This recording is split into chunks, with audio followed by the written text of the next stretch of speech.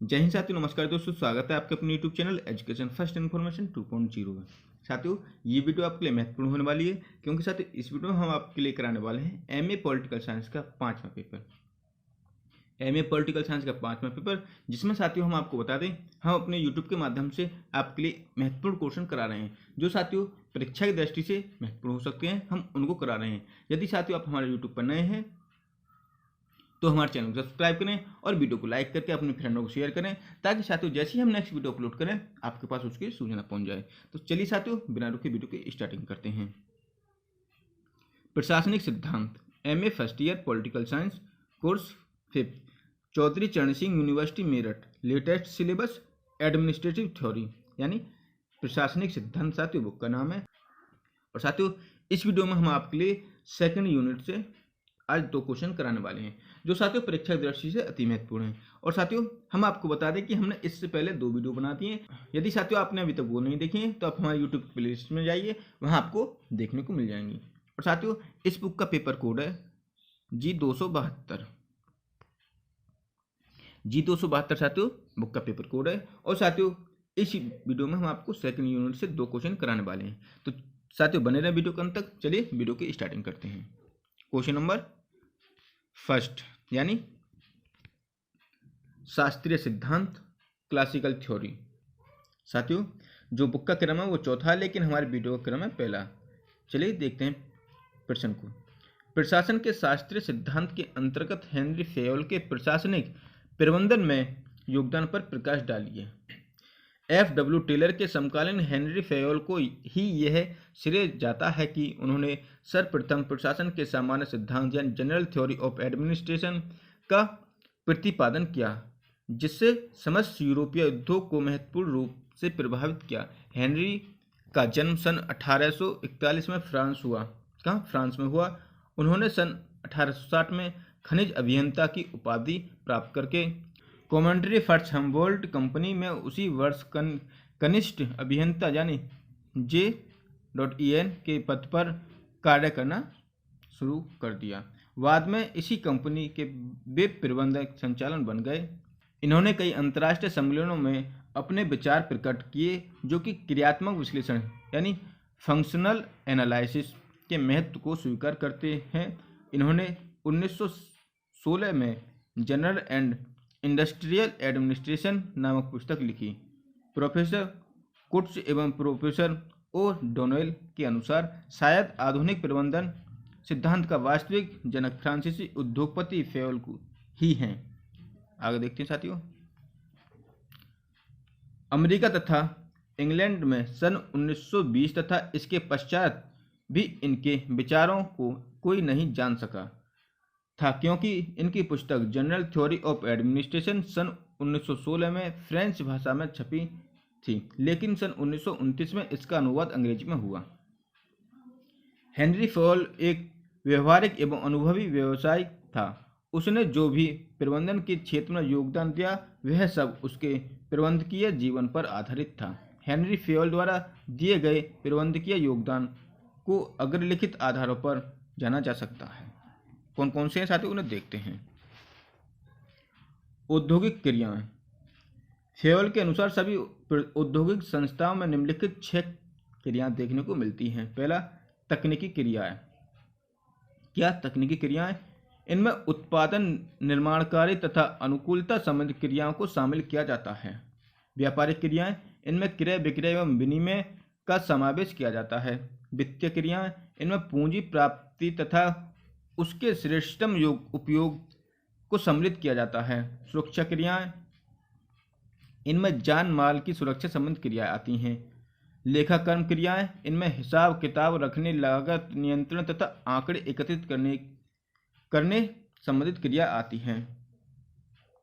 प्रबंधकीय क्रियाएं। इनमें नियोजन, संगठन, आदेश, समन्वय एवं नियंत्रण आदि का समावेश किया जाता है। हेनरी फेयोल के अनुसार ये क्रियाएं प्रत्येक आकार के व्यवसाय में पाई जाती हैं। आगे देखते हैं साथियों। सेकंड, प्रबंध के तत्व। प्रबंधकीय क्रिया को 5 तत्वों तथा कार्यों के रूप में विभाजित किया गया है। उदाहरण, नियोजन, संगठन, आदेश, समन्वय और नियंत्रण। फेयोल ने प्रशासन को प्रबंध से अधिक महत्वपूर्ण माना है। यही कारण है कि इन तत्वों या कार्यों का प्रशासन के कार्य भी कहा गया है। ये तत्व इस प्रकार हैं। पहला है नियोजन। नियोजन में पूर्वानुमान एवं निर्णय को शामिल किया जाता है। इसके अंतर्गत भविष्य के बारे में पूर्वानुमान लगाया जाता है और कार्य की योजना तैयार की जाती है। कार्य की योजना प्लेस ऑफ एक्शन, उद्यम के साधनों, कार्य की प्रकृति एवं महत्व तथा व्यवसाय की भावी प्रवृत्तियों पर निर्भर करती है। एक अच्छी योजना के अंतर्गत एकता, निरंतरता, लचकता, फ्लेक्सिबिलिटी और निश्चितता, प्रिसिशन आदि विशेषताएं होनी। हेनरी फेयोल ने आगे देखा प्रीवियंस के नियोजन में महत्वपूर्ण स्थान दिया है, क्योंकि इससे भविष्य का अनुमान लगाकर उसके बारे में नियोजन तैयार किया जा सकता है। प्रबंध की योजना एवं कुशलता इस बात पर निर्भर करती है कि नियोजन किस ढंग से तैयार किया जाता है। आगे देखते हैं साथियों, संगठन। संगठन इसके द्वारा किसी भी उपक्रम को सही ढंग से चलाने हेतु आवश्यक कच्चा माल और पूंजी और औजार पूंजी, कर्मचारी आदि की पूर्ति करना है। यह एक ऐसा ढांचा है जिसके माध्यम से मानवीय एवं भौतिक साधनों को आवश्यक दशाएं प्रदान करके उत्पादन का कार्य किया जाता है। इससे कर्मचारियों के विवेकपूर्ण चयन एवं निरंतर प्रशिक्षण को भी शामिल किया जाता है।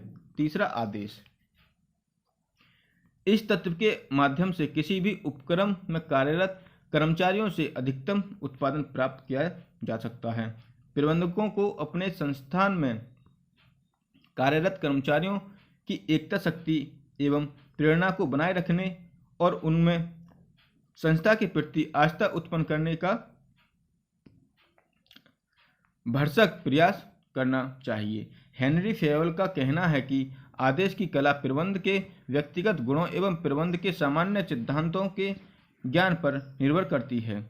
प्रशासकों को कर्मचारियों के बारे में पूर्ण जानकारी रखनी चाहिए तथा अयोग्य कर्मचारियों की छंटनी कर देनी चाहिए।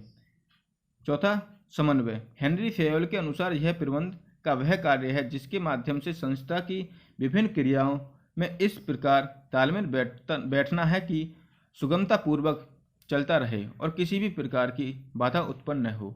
विभिन्न प्रबंधकीय कार्य, उत्पादन, उपभोग, वित्त, विक्रय, आगे देखते हैं साथियों, आदि में समन्वय करना आवश्यक है।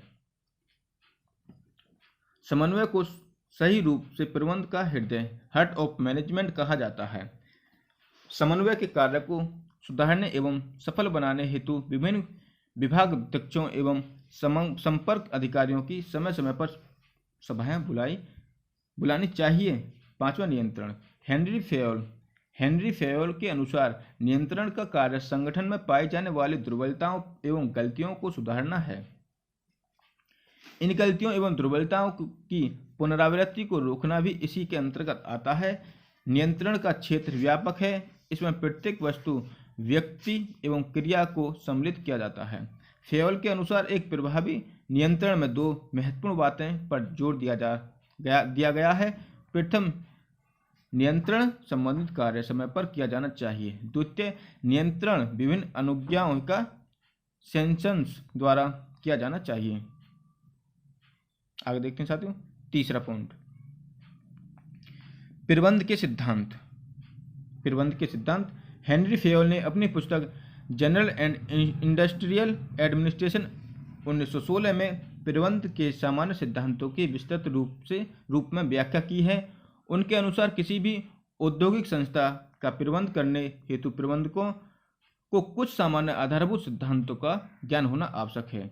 ये सिद्धांत लोचपूर्ण हैं जिनको किसी भी स्थिति में लागू किया जा सकता है। ये 14 सिद्धांत हेनरी फेयोल की प्रबंध जगत को एक महान देन है। किसकी को एक महान देन है। ये सिद्धांत इस प्रकार हैं, उनको देखते हैं साथियों। 14 सिद्धांत। पहला साथियों, कार्य का विभाजन। हेनरी फेयोल के अनुसार विशिष्टीकरण एवं प्रमाणीकरण से अधिकतम लाभ प्राप्त करने हेतु प्रत्येक उपक्रम या संस्था में कार्य का निष्पादन श्रम विभाजन के सिद्धांत पर आधारित होना चाहिए। इससे उत्पादन में मानवीय एवं भौतिक साधनों की कार्यकुशलता में वृद्धि की जा सकती है और न्यूनतम लागत पर अधिकतम उत्पाद प्राप्त किया जा सकता है। फेयोल ने इस सिद्धांत को प्रबंधकीय एवं तकनीकी सभी कार्यों में लागू करने का प्रस्ताव किया है। फिर भी कार्य विभाजन की अपनी सीमाएं होती हैं, अतः इन सीमाओं को ध्यान में रखते हुए कार्य विभाजन हो अथवा नियोजन, सामान्य एवं नियंत्रण संबंधी कठिनाई उत्पन्न हो जाएंगी। दूसरा, अधिकार एवं उत्तरदायित्व। फेयोल के अनुसार प्रबंध में इन दोनों का घनिष्ठ संबंध है, ये एक दूसरे के साथ काम में आते हैं। बिना अधिकार के उत्तरदायित्व और बिना दायित्व के अधिकार व्यर्थ हैं। इसलिए फेयोल ने इन दोनों में समानता लगाने पर जोर दिया है, क्योंकि ये एक कार्य के दो पहलू हैं जिनका उपयोग प्रत्येक व्यावसायिक क्रिया में किया जाता है। किसी भी व्यक्ति को कार्य को करने के उत्तरदायित्व सौंपने के साथ साथ उसे अधिकार भी दिए जाने चाहिए। ये दोनों साथ साथ चलने चाहिए। अधिकार के अंतर्गत कई संयोजन सम्मिलित किए जाते हैं। इसमें प्रबंधक को प्रबंधक मंडल से प्राप्त अधिकार तथा उसके व्यक्तिगत गुण अर्थात उसका पद, व्यक्तित्व, और आगे देखते हैं साथियों, बुद्धिमत्ता, अनुभव, नैतिक बल तथा पिछली सेवाओं का समावेश ही उसके अधिकार क्षेत्र को इंगित करता है। अनुशासन, इसके अंतर्गत उन सभी समझौते के हेतु आदर को सम्मिलित किया जाता है जिनसे आज्ञाकारिता, व्यवहारिकता, शक्ति एवं आदर आदि प्राप्त हेतु निर्देश दिए जाते हैं। हेनरी फेयोल के अनुसार किसी भी संस्थान में अनुशासन उसके प्रबंधक के व्यक्तित्व पर निर्भर करता है। एक अच्छे अनुशासन हेतु एक सफल नेतृत्व आवश्यक है। इसमें 3 बातों का होना आवश्यक है। पहला, सभी स्तरों पर अच्छे एवं सुनियोजित पर्यवेक्षण यानी सुपरविजन का होना। दूसरा, समझौते स्पष्ट एवं उचित होने चाहिए। तीसरा, दंड विभाजन को दृढ़तापूर्वक एवं विवेक के साथ लागू करने का प्रावधान होना चाहिए। आगे देखते हैं साथियों, चौथा पॉइंट, आदेश की एकता। इसके अंतर्गत एक संस्थान में कार्यरत कर्मचारियों को आदेश एक ही अधिकारी से प्राप्त होने चाहिए। एक कर्मचारी को एक से अधिक अधिकारियों द्वारा आदेश देने पर वह भ्रम में पड़ जाएगा, अपने दायित्व को सही रूप में नहीं निभा सकेगा। अतः कर्मचारियों का एक ही अधिकारी हो जिससे कि वह आदेश प्राप्त होते ही समय पर कार्य को कर ले तथा उत्तरदायित्व का व अनुशासन आदि गुणों में किसी प्रकार की कमी न आने दे। 5वां पॉइंट, निर्देश की एकरूपता। इसके अनुसार प्रत्येक एक समान उद्देश्य वाली क्रियाओं के समूह की एक ही योजना हो तथा उसका अधिकारी भी एक ही हो और इस अधिकारी द्वारा दिए जाने वाले निर्देशों में एकरूपता का होना आवश्यक है, जिससे कि क्रियाओं एवं प्रयासों में समन्वय आसानी से किया जा सके और किसी प्रकार की भ्रांति उत्पन्न न हो। फेयोल ने आदेशों की एकता तथा निर्देशों की एकरूपता का अंतर स्पष्ट करते हुए लिखा है कि आदेशों की एकता का संबंध केवल विभिन्न स्तरों पर कार्यरत कर्मचारियों से है, जबकि निर्देशों की एकरूपता समूह निगम शरीर कॉर्पोरेट बॉडी से संबंधित है। अतः जिस प्रकार शरीर पर एक सिर से अधिक होना राक्षस की निशानी है, उसी प्रकार निगम रूप शरीर पर भी एक ही सिर यानी अधिकारी होना चाहिए, वही उचित होगा। आगे देखते हैं, व्यक्तिगत हित की तुलना में सामान्य हित को महत्व। किसी भी संस्था में व्यक्तिगत हितों एवं सामान्य हितों में संघर्ष नहीं होना चाहिए। यह सर्वोच्च प्रशासकों एवं प्रबंधकों का दायित्व है कि वे व्यक्तिगत हितों को त्याग कर संस्था के सामान्य हितों की ओर सभी कर्मचारियों का ध्यान आकर्षित करें। व्यक्तिगत हितों एवं सामान्य हितों में समन्वय करके संघर्ष की स्थिति को उत्पन्न नहीं होने देना चाहिए।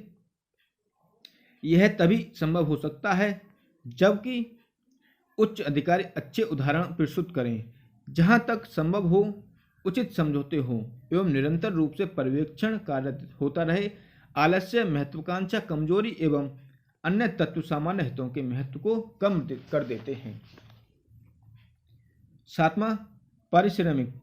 उत्पादन के विभिन्न साधनों को उनकी सेवाओं के बदले दिया जाने वाला भुगतान पारिश्रमिक अथवा प्रतिफल होता है। किसी भी संस्था में कार्यरत कर्मचारियों को दिया गया पारिश्रमिक एवं उसके भुगतान का तरीका उचित एवं न्यायसंगत होना चाहिए, जिससे कि कर्मचारियों एवं नियोक्ता दोनों पक्षों को ही संतोष प्राप्त हो। इससे उत्पादकता में वृद्धि होती है। आगे देखते हैं साथियों, केंद्रीकरण। यदि साथियों वीडियो पसंद आ रही हो तो वीडियो को लाइक करें, शेयर करें, हमारे चैनल को सब्सक्राइब करें, ताकि साथियों जैसे हम नेक्स्ट वीडियो इसकी लेके आएँ तीसरे यूनिट की, तो साथियों अब तक उसकी नोटिफिकेशन पहुंच जाए। साथियों इसे हम सेकंड यूनिट से करा रहे हैं। यदि साथियों आप हमारे चैनल पर नए हैं तो प्लीज़ हमारे चैनल को सब्सक्राइब करें और वीडियो को लाइक करके अपने फ्रेंडों को शेयर कर दें। तो चलिए साथियों 8वें पॉइंट की तरफ चलते हैं बिना देरी करे हुए। केंद्रीकरण। क्या? केंद्रीकरण।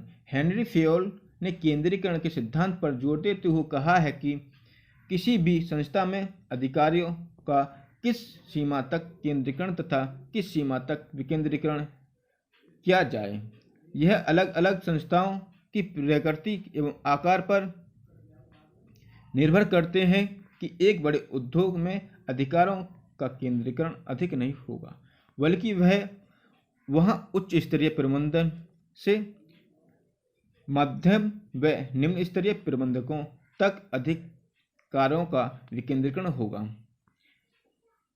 इसके विपरीत एक छोटे उपक्रम में अधिकार सत्ता का केंद्रीकरण बड़े पैमाने पर मिलेगा।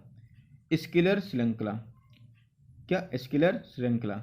यह पदक्रम के सिद्धांत प्रिंसिपल ऑफ हायरार्ची हायरार्ची पर आधारित है। यह एक प्रकार से उच्चतम अधिकारियों अथवा अधिकार सत्ता की रेखा है, जो कि उच्चतम स्तर से निम्न स्तर तक संदेशवाहन के रूप में काम में आती है।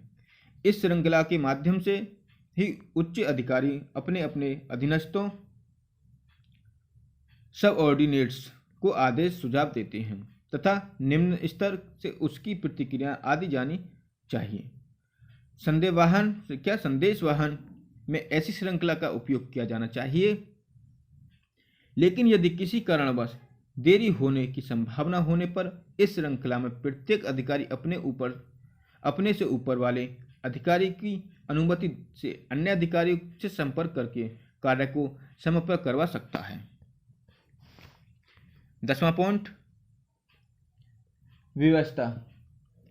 यह वस्तुओं और व्यक्तियों के संगठन के सिद्धांत पर आधारित है। यह सिद्धांत इस बात पर जोर देता है कि प्रत्येक वस्तु एवं व्यक्ति के लिए उचित स्थान होता है और प्रत्येक स्थान के लिए एक उचित वस्तु और एक उपयुक्त व्यक्ति होता है। अतः व्यक्तियों एवं वस्तुओं को उचित स्थान प्रदान किया जाना चाहिए। प्रबंध में निम्न लागत पर अधिकतम उत्पादन करने हेतु उचित वस्तु व व्यक्ति का होना आवश्यक है। इसके लिए प्रबंधकीय क्रियाओं के दो पहलुओं अच्छा संगठन एवं उच्च चयन, यानी अच्छा संगठन एवं अच्छा चयन का होना आवश्यक है। 11वां पॉइंट साथियों,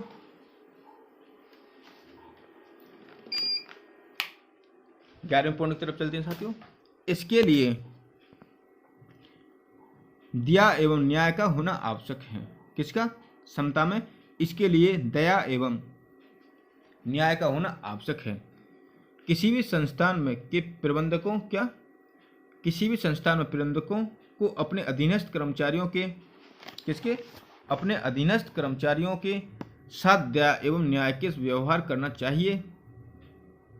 इससे कर्मचारी आदर दे सकेंगे तथा आज्ञाकारिता एवं स्वामी भक्ति की भावना उत्पन्न हो सकेगी। प्रबंध के सभी स्तरों पर समता के सिद्धांत को लागू करना चाहिए। इसे लागू करने हेतु अच्छा विवेक, अनुभव एवं अच्छा स्वभाव होना आवश्यक है। 12वां पॉइंट, कर्मचारियों के पदों की स्थिरता। किसी भी संस्थान में कार्यरत कर्मचारियों को अपने कार्य व पद की सुरक्षा होनी चाहिए। यदि उन्हें यह पता है कि जो कार्य व पद उन्हें, देखते हैं साथियों आगे,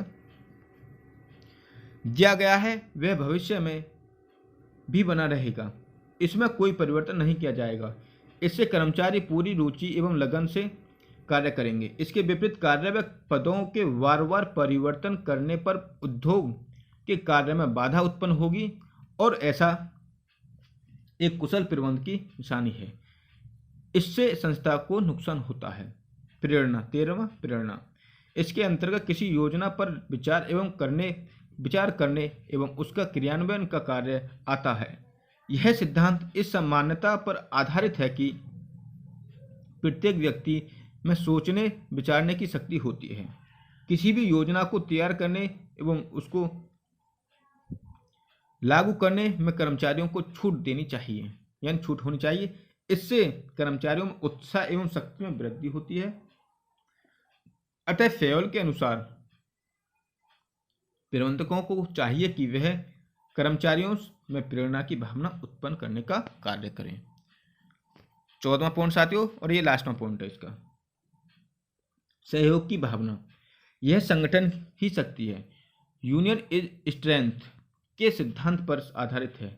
यह एकता उत्पन्न करता है, प्रबंधकों को अपने अधीनस्थ कर्मचारियों का सहयोग प्राप्त करना चाहिए और सभी को एक साथ लेकर एक टीम के रूप में कार्य करना चाहिए। सहयोग की भावना उत्पन्न करने हेतु संदेश वाहन के महत्व पर जोर दिया गया है। यदि श्रमिकों में एकता नहीं है तो यह संस्था के हितों के लिए घातक सिद्ध होगी। पूर्ण सहयोग की प्राप्ति हेतु एक ओर आदेशों में एकरूपता रखनी होगी, दूसरी ओर फूट डालो और शासन करो, डिवाइड एंड रूल वाली ताकतों को समाप्त करना होगा। इसके लिए प्रभावपूर्ण ढंग से संदेश वाहन का उपयोग करना होगा, जिससे कि तुरंत किसी भी प्रकार संदेह को दूर किया जा सके। आगे चलते हैं साथियों। प्रबंधकीय शिक्षण एवं गुण। प्रबंधकीय प्रशिक्षण एवं गुण। हेनरी फेयोल ने प्रबंधकों में विभिन्न आवश्यक गुणों पर जोर दिया है। प्रबंधकों में निम्नलिखित गुण होने चाहिए। पहला, शारीरिक गुण, स्वस्थ एवं मेहनती होना चाहिए। मानसिक गुण, समझने और सीखने की योग्यता, निर्णय लेने का अनुकूलता। नैतिक गुण, शक्ति, दृढ़ता, दायित्व स्वीकार करने की इच्छा, प्रेरणा, इज्जत, वफादारी आदि। शैक्षणिक गुण, कार्य संबंधित ज्ञान, अतिरिक्त सामान्य ज्ञान की जानकारी। 5वां, तकनीकी गुण, कार्य की जानकारी। 6वां, अनुभव, उचित एवं कार्य करने से प्राप्त। चलिए साथियों आगे चलते हैं। यदि साथियों आपको वीडियो पसंद आए तो वीडियो को लाइक करें, शेयर करें, हमारे चैनल को सब्सक्राइब करें, ताकि साथियों जैसे ही हम नेक्स्ट वीडियो अपलोड करें आप तक उसकी सूचना पहुंच जाए। चलिए स्टार्ट करते हैं। इनके अतिरिक्त फेयोल व्यावसायिक क्रियाओं जैसे प्रबंधकीय, वित्तीय, व्यापारिक, तकनीकी, सुरक्षा एवं लेखांकन संबंधित योग्यताओं को भी प्रबंधकों के लिए आवश्यक समझते हैं।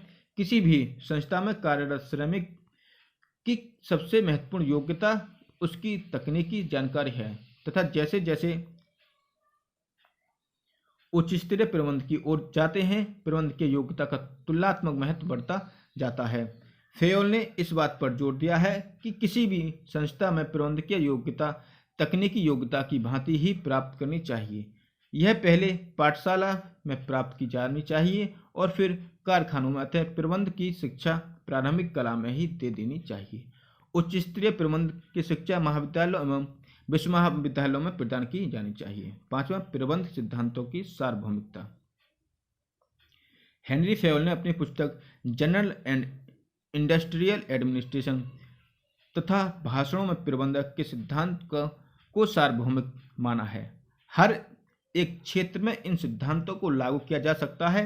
हेनरी फेयोल के अनुसार यह प्रबंध संहिता परमावश्यक है, चाहे वह वाणिज्य, उद्योग, राजनीतिक, धर्म, युद्ध अथवा उदारता हो। प्रत्येक क्षेत्र में प्रबंध का कार्य किया जाता है। इसके निष्पादन हेतु सिद्धांत होने चाहिए। इस प्रकार हेनरी फेयोल के प्रबंधन के क्षेत्र में अपने महत्वपूर्ण योगदान के कारण आज भी प्रबंध जगत में उसका अध्ययन किया जाता है। उनके प्रबंध के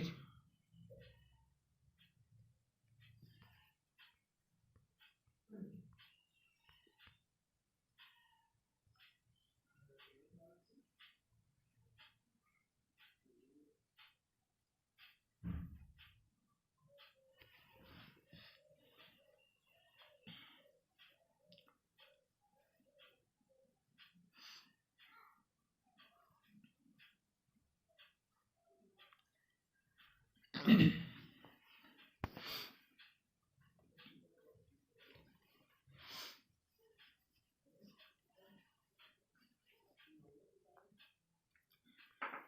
प्रकार हेनरी फेवल के प्रबंध के क्षेत्र में अपने महत्वपूर्ण योगदान के कारण आज भी प्रबंध जगत में उसका अध्ययन किया जाता है। उनके प्रबंध के सिद्धांत इतने व्यापक हैं कि इनमें आवश्यकता अनुसार संशोधन करके किसी भी क्षेत्र में लागू किया जा सकता है। चलिए साथियों, अगले क्वेश्चन की तरफ चलते हैं। क्वेश्चन जो साथियों बुक का है वो छठे की तरफ चलते हैं।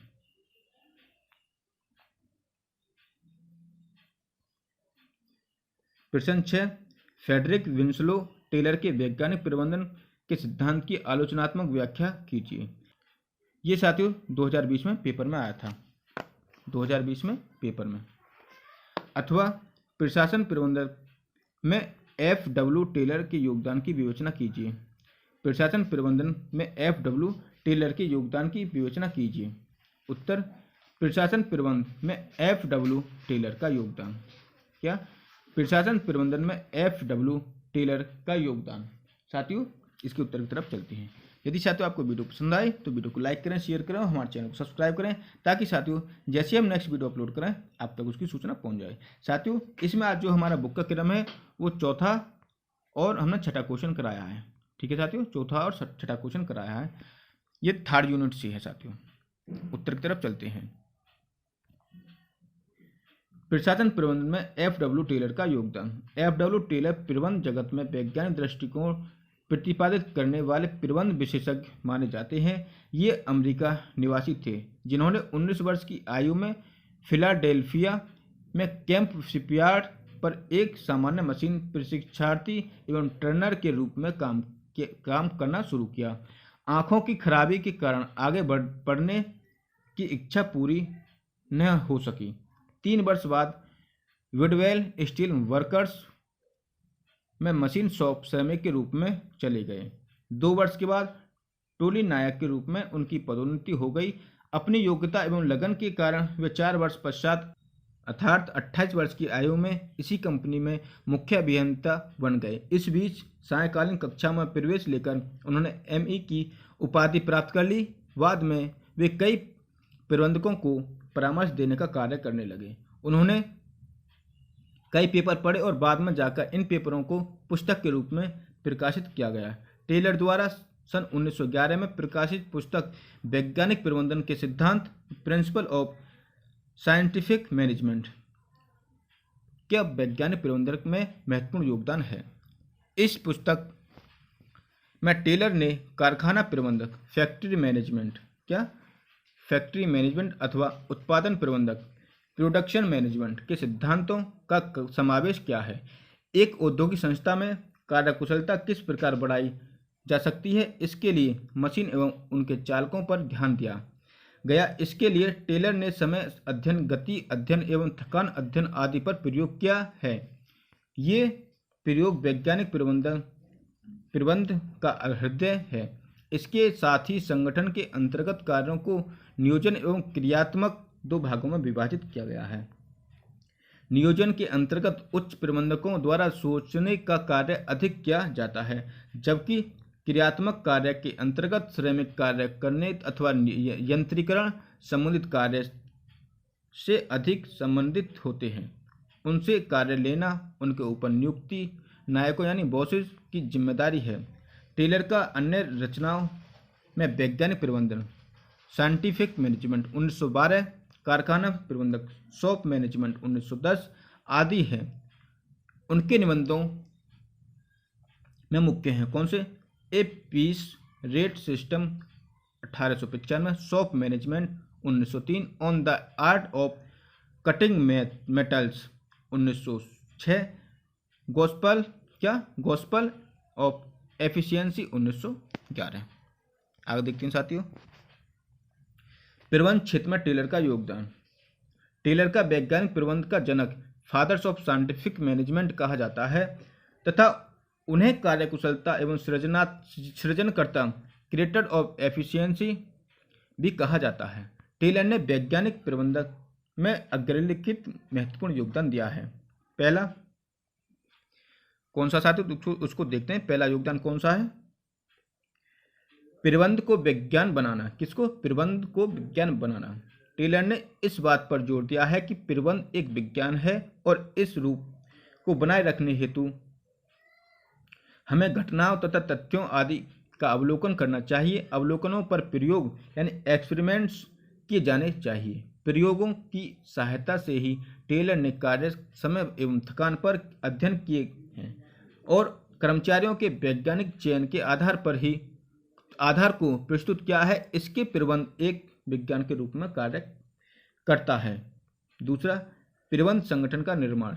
टेलर ने इस बात पर जोर दिया है कि किसी भी संस्था में एक उचित प्रबंध संगठन का विकास किया जाना चाहिए। यह एक प्रकार से एक यंत्र का कार्य करता है जिनके माध्यम से प्रबंध कार्यों का संपादन आसानी से किया जाता है। यह प्रबंध यंत्र कई तत्वों के समावेश से तैयार किया जाता है, जैसा समय अध्ययन, क्रियात्मक फॉर्मेनशिप, प्रमाणीकरण, नियोजन, विभाग, कार्यानुमान, विभेदात्मक, मजदूरी, योजना आदि।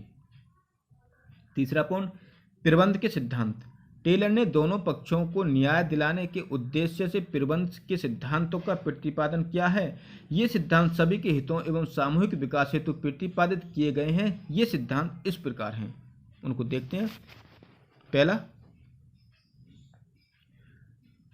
कार्यानुमान का सिद्धांत, प्रयोग का सिद्धांत, कार्य नियोजन का सिद्धांत, कर्मचारियों के वैज्ञानिक चयन एवं प्रशिक्षण का सिद्धांत, कर्मचारी के विज्ञान आवंटन का सिद्धांत, सामान्य के वैज्ञानिक चयन एवं उपयोग का सिद्धांत, आधुनिकतम उपकरणों के उपयोग का सिद्धांत, प्रमाणीकरण का सिद्धांत, कुशल लागत लेखा प्रशिक्षण का सिद्धांत, यंत्र प्रणाली का सिद्धांत, प्रेरणात्मक मजदूरी का सिद्धांत, संतोषजनक कार्य दशाओं का सिद्धांत,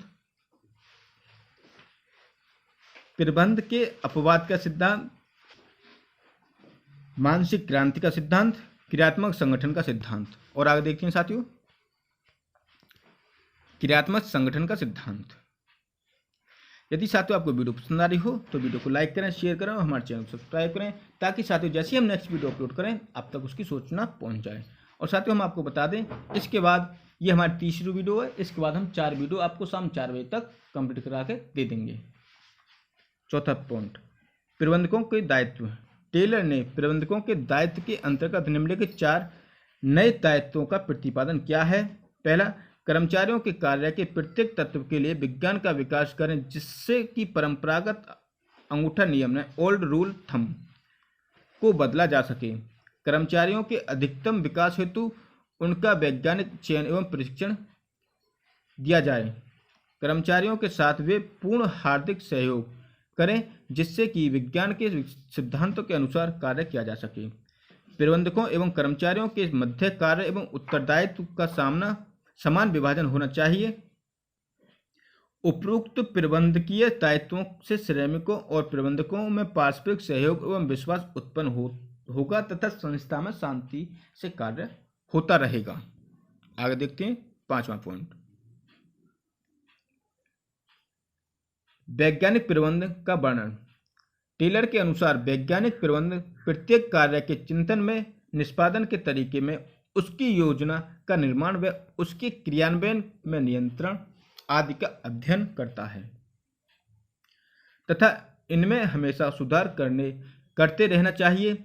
इस दर्शन से भी वैज्ञानिक प्रबंध को एक गतिशील एवं निरंतर प्रक्रिया संबंधित विज्ञान माना गया है। इस प्रकार इस वैज्ञानिक प्रबंध के दर्शन में टेलर के अनुसार निम्नलिखित तत्वों को सम्मिलित किया गया है। पहला, विज्ञान न किसी अंगूठा का नियम। विज्ञान न किसी अंगूठा का नियम, शांति न किसी संघर्ष, सहयोग न किसी व्यक्तिवाद, अधिकतम उत्पादन न किसी समिति उत्पादन। 5वां, प्रत्येक व्यक्ति का उसकी अधिकतम कार्यकुशलता एवं समृद्धि तक विकास। 6ठा पॉइंट, प्रबंध के उद्देश्य। टेलर के अनुसार वैज्ञानिक प्रबंध का उद्देश्य न केवल समृद्धि की वृद्धि करना ही है, बल्कि श्रमिकों एवं समूचे समाज से निर्धनता को समाप्त करना है। इससे श्रमिकों को ऊंची मजदूरी कार्य की अच्छी दशाएं तथा निम्न लागत पर वस्तुएं प्राप्त हो सकेंगी। उन उद्देश्यों की प्राप्ति हेतु प्रबंध जगत में निम्नलिखित परिस्थितियां उत्पन्न करनी होंगी। कौन कौन सी, उनको देखते हैं। श्रमिकों के योग्यतानुसार कार्य दिया जाए, संतोषप्रद कार्य की दशाएं प्रदान की जाएं, प्रेरणात्मक मजदूरी पद्धति अपनाकर अधिक कार्यकुशल कर्मचारी को कम कार्यकुशल श्रमिकों से अधिक मजदूरी दी जाए, समय गति एवं थकान अध्ययन द्वारा उच्च मजदूरी एवं निम्न श्रम लागत के उद्देश्यों को प्राप्त करना। सातवां, क्रियात्मक संगठन पद्धति। टेलर ने वैज्ञानिक यानी प्रबंध में इस पद्धति का प्रतिपादन करके एक क्रांतिकारी कदम उठाया है। फोरमैन के कार्य करने के भार को समाप्त करके इसके स्थान पर विशेषज्ञों की नियुक्ति की है। इससे फोरमैन का कार्यभार कम हो जाएगा। जो फोरमैन होते हैं उसका कार्यभार कम हो जाएगा तथा वह अन्य कार्यों में अपना समय अधिक लगा सकेगा। इसके अंतर्गत कारखाना स्तर पर टोली नायक, गैंग बॉस, गति नायक, स्पीड बॉस, मरम्मत नायक, रिपेयर बॉस एवं निरीक्षण इंस्पेक्टर नियुक्त किए गए हैं तथा कार्यालय स्तर पर कार्य लिपिक यानी रूटीन क्लर्क, कौन सा, कार्यक्रम लिपिक, रूटीन क्लर्क, निदेशक पत्र लिपिक, इंस्ट्रक्शन कार्ड क्लर्क, समय और लागत लिपिक, टाइम एंड कॉस्ट क्लर्क। आगे देखते हैं। तथा अनुशासक डिसिप्लिनेरियन की नियुक्ति की गई है। इन विशेषज्ञों का सीधा संबंध श्रमिकों से होता है। श्रमिकों को इनके अधीन कार्य करना पड़ता है। आठवां, मानसिक क्रांति। टेलर ने वैज्ञानिक प्रबंधन की सफलता हेतु कर्मचारियों एवं प्रबंधकों में मानसिक क्रांति उत्पन्न करने पर जोर दिया है। श्रमिकों व मालिकों को अपने हितों को एक दूसरे का विरोधी नहीं समझा चाहिए तथा एक दूसरे को सहयोग देने एवं विश्वास करके कार्य करना चाहिए। श्रमिकों को कार्य की अच्छी दशाएं, प्रेरणात्मक मजदूरी एवं तथा योग्यतानुसार कार्य का आवंटन किया जाना चाहिए। श्रमिकों को अपनी मांगों को मनवाने हेतु हड़ताल, धीरे कार्य करने की प्रवृत्ति, घेराव आदि आदतों को छोड़ना पड़ेगा। टेलर के अनुसार प्रबंधकों के निम्नलिखित उत्तरदायित्व हैं। पहला, श्रमिक द्वारा किए जाने वाले कार्य का निर्धारण। दूसरा, कार्य हेतु उचित श्रम का चयन। तीसरा, कार्य में उच्च स्तरीय निष्पादन हेतु श्रमिकों को अभिप्रेरित करना। आगे देखते हैं साथियों। विश्व के विकसित देशों में टेलर के सिद्धांतों एवं तरीकों को बड़े पैमाने पर लागू किया गया। अमेरिकी उद्योगों एवं पश्चिमी यूरोप के उद्योगों पर वैज्ञानिक प्रबंध का महत्वपूर्ण प्रभाव पड़ा है और इनको अपनाया भी गया है। टेलर की शिक्षाओं से प्रबंध के अन्य विभागों जैसे वित्त, कार्मिक यानी पर्सनल, क्रियात्मक संगठन आदि का विकास हुआ है तथा वर्तमान समय गति, थकान, प्रेरणा आदि का आधार बनी है। ये साथियों आपका हमने सेकंड यूनिट से 2 क्वेश्चन लिए थे, वो हमारे कंप्लीट हो गए हैं। यदि साथियों आपको वीडियो पसंद आई हो तो वीडियो को लाइक करें, शेयर करें और हमारे चैनल को सब्सक्राइब करें ताकि साथियों जैसे हम नेक्स्ट वीडियो अपलोड करें उसकी सूचना आप तक सबसे पहले पहुंच जाए। और साथियों जो हमारी नेक्स्ट वीडियो आने वाली है वो तीसरे यूनिट से आने वाली है। कौन सी? मानवीय संबंध एवं व्यवहारवाद से तीसरी वीडियो इस यूनिट से आने वाली है, जिसमें साथियों हम केवल 2 क्वेश्चन आपको इंपोर्टेंट कराएंगे। ठीक है साथियों, यदि आपको वीडियो पसंद आई हो तो वीडियो को लाइक करें और अपने फ्रेंडों को शेयर करें। चलिए साथियों, यहीं तक, धन्यवाद।